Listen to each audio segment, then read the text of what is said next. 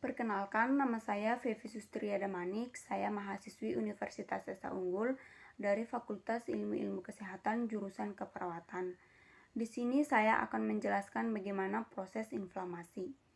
Inflamasi merupakan mekanisme tubuh dalam melindungi diri dari infeksi mikroorganisme asing seperti virus, bakteri, dan jamur. Reaksi inflamasi terjadi ketika jaringan tubuh mengalami kerusakan yang dapat disebabkan oleh trauma fisik, zat-zat kimia, ataupun disebabkan oleh patogen. Proses terjadinya inflamasi. 1. Inflamasi akan terjadi ketika kulit mengalami cedera oleh benda tajam yang tidak steril dan akan mengakibatkan luka, sehingga bakteri akan menginfeksi jaringan yang terbuka atau pada luka. 2. Senyawa kimia atau histamin akan dilepaskan karena terjadi kerusakan jaringan dan kapiler darah menjadi permeabel. Dan yang ketiga, terjadi peningkatan permeabilitas kapiler darah yang akan menyebabkan protein dan cairan dalam pembuluh darah masuk ke jaringan, sehingga dapat menimbulkan pembengkakan kulit dan akan menjadi kemerahan dan timbulnya adanya rasa sakit. Dan yang keempat yaitu fagosit atau mikrofag dan neutrofil akan menghancurkan bakteri yang menginfeksi sel-sel yang rusak.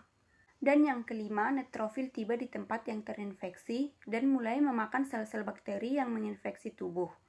Neutrofil merupakan salah satu tipe sel darah putih yang berfungsi untuk melawan mikroba yang menyerang tubuh dan berperan dalam sistem kekebalan tubuh.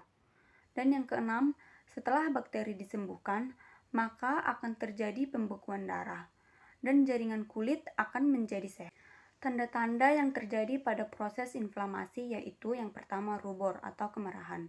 Rubor terjadi pada tahap pertama dari proses inflamasi yang terjadi karena darah terkumpul di daerah jaringan yang cedera akibat dari pelepasan mediator kimia tubuh yaitu kinin, prostaglandin, dan histamin. Ketika reaksi radang timbul, maka pembuluh darah melebar, sehingga banyak darah yang mengalir ke dalam jaringan yang cedera. Dan yang kedua yaitu tumor atau pembengkakan. Tumor merupakan tahap kedua dari inflamasi yang ditandai dengan adanya aliran plasma ke daerah jaringan yang cedera. Gejala paling nyata pada peradangan adalah pembengkakan yang disebabkan oleh terjadinya peningkatan permeabilitas kapiler. Yang ketiga, kalor atau panas. Rasa panas dan warna kemerahan terjadi secara bersamaan, di mana rasa panas disebabkan karena jumlah darah lebih banyak di tempat radang daripada di sekitar daerah lain di sekitar radang. Rasa panas ini terjadi bila radang di permukaan kulit, sedangkan bila terjadi jauh di dalam tubuh, maka kita tidak dapat untuk melihat bahkan untuk merasakan. Dan yang keempat yaitu dolor atau nyeri. Rasa sakit akibat radang dapat disebabkan oleh beberapa hal. Yang pertama yaitu adanya peradangan jaringan akibat adanya edema, sehingga terjadi peningkatan tekanan lokal yang dapat menimbulkan rasa nyeri.